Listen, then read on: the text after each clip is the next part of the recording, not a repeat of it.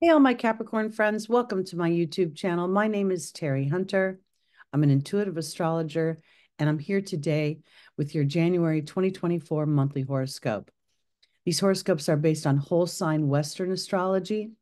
So when I'm talking about a house structure, I'm talking about this based on Capricorn rising. If you don't know your rising sign, you can go to any one of the free birth calculators on the internet, and you just need your exact time of birth and your location in order to determine that information. This video is also applicable for Capricorn moon, Capricorn sun, and if you have a Capricorn stellium, which is 3 or more personal planets in the sign of Capricorn, this video is also applicable for you. So let's just jump in. The beginning of the month sees Mercury at about 7:15 p.m. Pacific time turning direct. Mercury has been in your first house of Capricorn. It transited into your first house before it went retrograde on December 13th, 2023. This is rather a significant transit for Mercury because Mercury is been going over the galactic center. And on the first day of the year, we see Mars here at the 28th degree of Sagittarius, and it is within 1 degree of the galactic center. So this is a significant transit because the galactic center is a point that we can access the quantum fields. It provides solutions. It provides divine inspirations, downloads, upgrades. It's a point where when we take time to connect with our divine team, we connect with the universe, we can really harness our intentions moving forward as these planets move into your first house. Sagittarius is your 12th house. And normally we'll say that's a house where you don't feel seen. It's a house that's naturally ruled by Pisces. It's very dreamy. It's very compassionate. It's also a house that represents ancestral energy. It's the house where we shed the human body and go back into the collective. So I think that this is a real opportunity for you to harness a connection with your heavenly team and reconcile maybe some of your history. Mercury is going to go over this galactic center for a third time on the 11th, and we're going to get to that. But I think this is important because as Mercury has been going back and forth over this point, Mercury has been in the sign that it is the least comfortable. It's in fall, and that means that it feels a little it doesn't feel so valued there. This is where Mercury rules everyday communication. Sagittarius rules broad thoughts, rules philosophical things, and there's just a wee bit of conflict. And while both signs have their challenges, the benefit is the balance between the two things. And here, I think that Mercury is starting to find some balance between broad concepts and applying them into the physical world. Mars here on the galactic center to me is asking me to examine if I've been angry, if I've been resentful, if I've been holding on to energies that don't actually serve my story moving forward. And I think that this is a point where those that are standing in awareness that they are co-creators in their life, as these two planets move into your first house, you're going to start building on new concepts. We also see that Pluto, that's been going through your first house for years, is now at the very last degree, and it's about to move into your 7th house. I think this is, I'm sorry, that's not your 7th house. That's your 2nd house of money, of family history, of your skills, of your voice. So here, I think there's a real opportunity as these planets, Mercury and Mars, has given you information about how you roll, about how you show up in the world. And it's not to judge, it's just to provide a more influential and succinct path forward. And I think Pluto, as it moves into your 2nd house, is going to offer you an opportunity to really liberate yourself from anywhere you have held yourself back, through duty, obligation, or a sense of putting others first. And I don't think I don't want to say that putting others first is negative, but if it is to our own detriment, it doesn't serve for a long-term happiness. On the 4th, we're going to see, let me move this to 12 p.m. We're going to see Mars enter your first house in its exaltation. Now here it's at on the world axis. We see on this day, the 4th, we're on the natural wheel, but this is your first house. So this is the beginning of a new birthing. And while Mars is traditionally considered a planet of war, Mars in Capricorn is a planet that's strategic, that's more thoughtful in how he is presenting himself. He's also very respected in this sign, very well received. And so here, I think this is really where you might start feeling braver about how you want to express yourself, what you want to build in this, next coming years. And I think this is super powerful because there's a beautiful aspect to your ruling planet Saturn here in Pisces. And this sextile to me represents an opportunity to be brave about my dreams, about my talents, and starting to put the building blocks together. And the first building block is, what do I think about the project? How do I feel about myself? How do I feel about the possibilities? And this is where, as Mercury moves forward and goes over that galactic center, there can really be divine inspirations that support your endeavor. We see that Mars is in a nice trine to Jupiter, Jupiter representing wealth and expansion. Jupiter also rules business, commerce. It rules publishing, marketing, branding, influencers, and it naturally rules the house of Sagittarius. So here, I think as Mars moves into a tighter and tighter trine with Jupiter, there's the potential not only to start to build in the material world, but to anchor in your beliefs about the possibilities and about your success. We also see Mercury having a trine to Eris. And Eris has been going through Aries for quite some time. And Eris is Mars's little sister. She's known as the street fighter. I sort of think of her as the champion for the underdog. She very much is willing to stand up for what she believes in. So here, this aspect is very favorable for soldiering through doubt, fear, and insecurity to get onto the other side. Let's now go to the 11th, where we are going to have a new moon. That's going to happen at 3:57 a.m. Get that on here.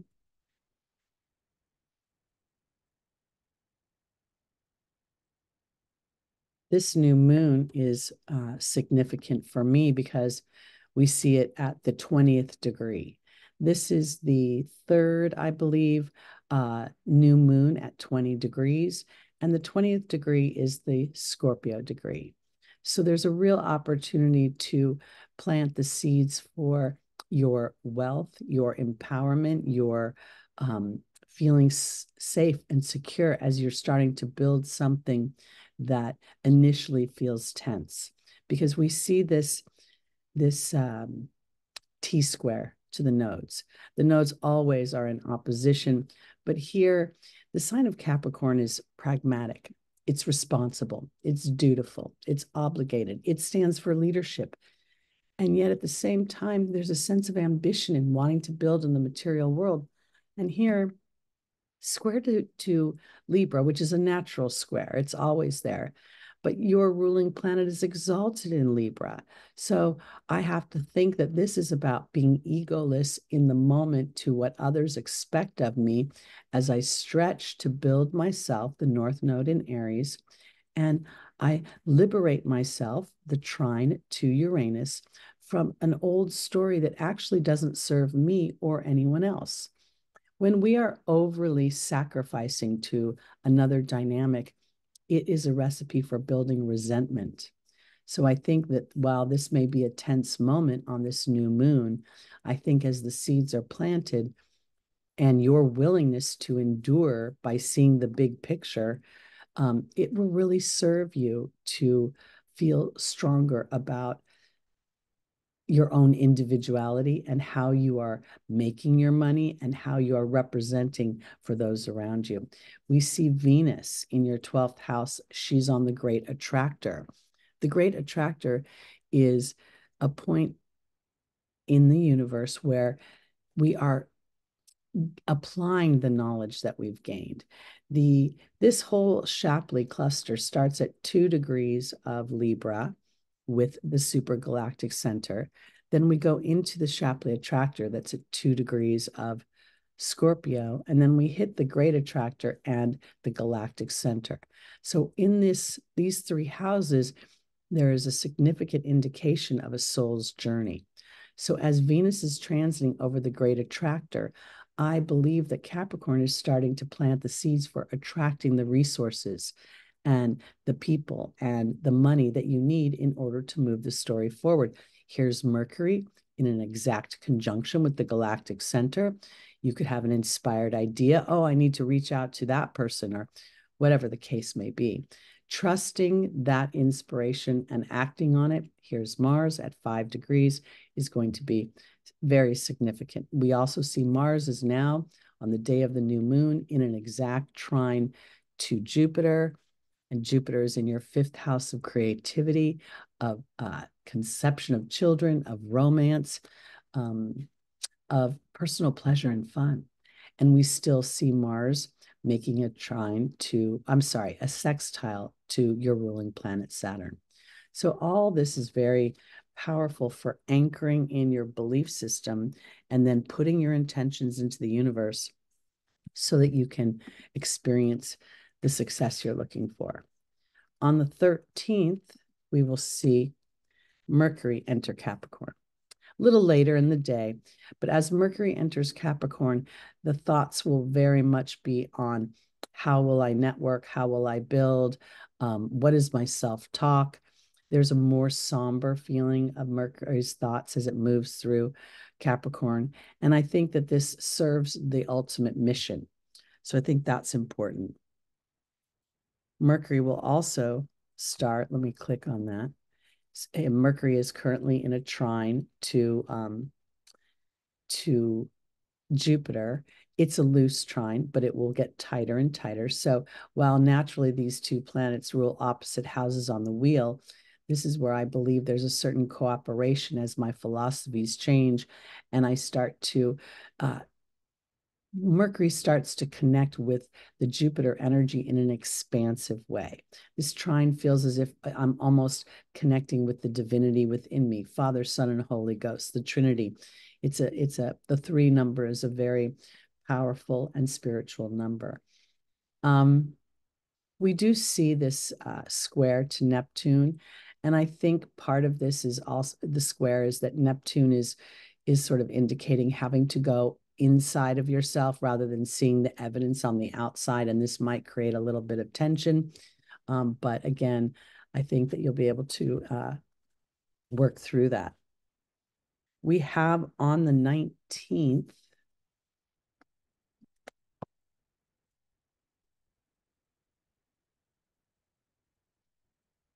we see an exact conjunction between the Sun and Pluto in the last degrees of your 1st house.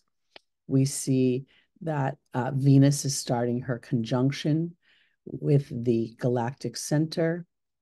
And that's very significant because this could very much liberate you, very much bring up things from your past to have them put in their proper place. I'm not a big fan of the releasing idea, but I do think there's a potential to incorporate our experiences to empower us. I also think we're going to see something on the world stage that might be slightly disruptive. We may see something about leaders, about revolution, but there's also this feeling that I can't do anything about this, so my job is to pay attention to building my everyday life and to focus on my path, my talents, my skills, and to be aware of my sense of confidence as I'm endeavoring these things. I think that's really important. And we have this beautiful exact trine between Mercury and Jupiter right now. So this day could very much be a day when you start to feel a little traction. The internet is, going to become a staple if it isn't already in our business commerce and our everyday activities. So people will be birthing more and more things on the internet. More jobs will be available through, platforms on the internet. So I think we're going to see some favorable dynamics for your expansion here. I think that's an important day. On the 20th, the sun will move into Aquarius. And on the 21st, Pluto will return re-enter Aquarius. This will be, you'll still feel this, especially if you're a late degree Cancer rising. But I really think that this is a period of time when we're going to see things both within our personal lives and on the world stage, where imbalances, toxic energies are brought to the surface for balancing. And we still see, Mars and Mercury traveling together in your first house. This is about brave thought, pioneering ideas, allowing yourself to take methodical steps towards your goals. And Venus is finishing up her visit in Sagittarius, still very much able to connect with the galactic center. On the 23rd, Venus moves into your first house. Now we have a stellium in your first house. This is an opportunity to really apply your skills, to keep your mind aligned to your goals. And here Mars is continuing its activity here in its exaltation. Now, I think it's important for my Capricorns here when it comes to Mars. Mars could also bring up, with this conjunction between Mercury, old stories with my siblings, old stories with my workmates, old stories where there's disruption. And if for some reason that's coming up, this is really an opportunity for you to express yourself with your new awarenesses and really decide whether you want to engage or this is just an old story that keeps going around the mulberry bush. All right, let's go on to the 25th, where we have a full moon at 9:53 a.m. Pacific time in Leo.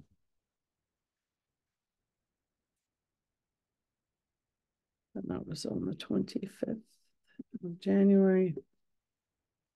All right, now here we see the sun and the moon are in opposition. This is always the brightest phase of the moon. This is happening for you.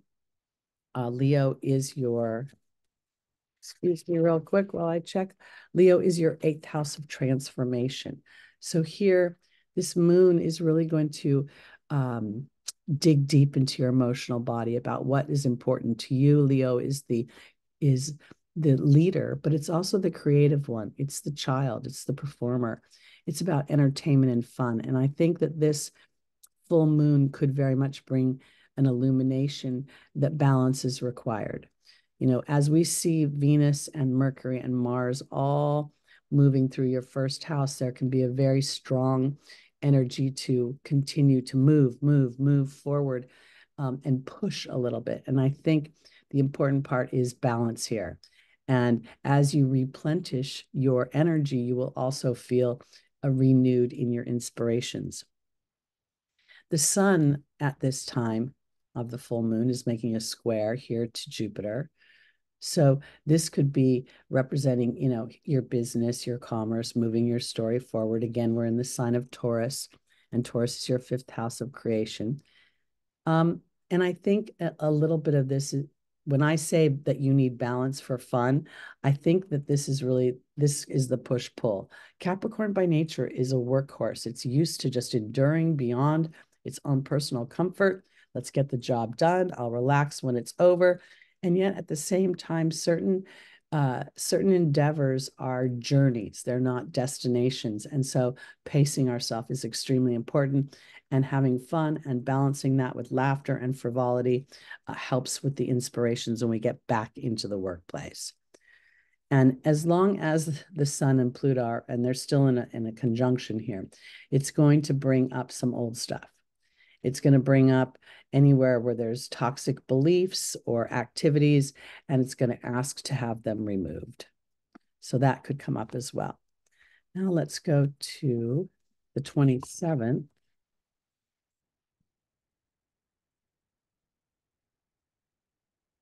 And this is where we see an exact conjunction between Mars and Mercury. This is at the Leo degree. And we see it making a square to the nodes. This is, again, like an interior conflict where you have to ask yourself, how important are my wants and desires, or do I default to what is expected to me from, by others? Because this stretching here for your individuality feels as if it transforms Chiron's wound into a gift.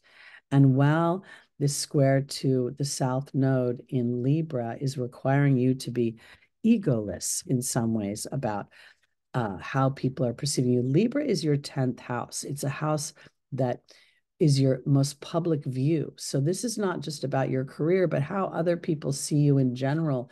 And as you are sort of allowing for your transformation, for your new awarenesses to be birthed in your material world, others may not understand that. Humans by nature want to put us in a box and say, that's where you belong. That's where I know and understand you. And so as we stretch out of these boxes, it can make other people uncomfortable. And what is Libra about? Cooperation and harmony in partnership. So I think it's important, as you're aware of the tension, to really kind of ask yourself, because this trine to Uranus moving forward now is favoring your individuality, favoring your liberation. And I think when you look at a Capricorn and you say, they may not understand what's going on with me now because I'm changing in ways that nobody's used to, they will understand later. It will all come back together and make sense. So I believe what you're doing is sort of making those around you potentially uncomfortable so that they can be more comfortable later. And this is pretty much what I think is the most influential dynamics throughout the month of January. We also have on this 27th, Venus making a beautiful trine to Jupiter and a sextile to Saturn, your ruling planet, an exact sextile. So keeping your eye on the prize of who and what you want for yourself, realigning your belief system, seeing things from a bigger picture, having the stick-to-itiveness for your dreams, Saturn, and trusting your skills will all bring you into alignment with a experience that supports you continuing to move forward. So that's it for the month of January 2024. Again, my name is Teri Hunter. I'm an intuitive astrologer. If you would like to book a reading with me, I am available both for astrology readings and for an angel reading. And please join me Sunday mornings live at 11 a.m. Pacific time. That's where we look at the transits ahead, and then we pull a tarot card and we do an angel reading and get the angel's advice for moving through the transits in the week ahead. All right, everybody, thank you so much. Please subscribe, please share, please like, and please hit that notification bell so you'll know when new content comes out.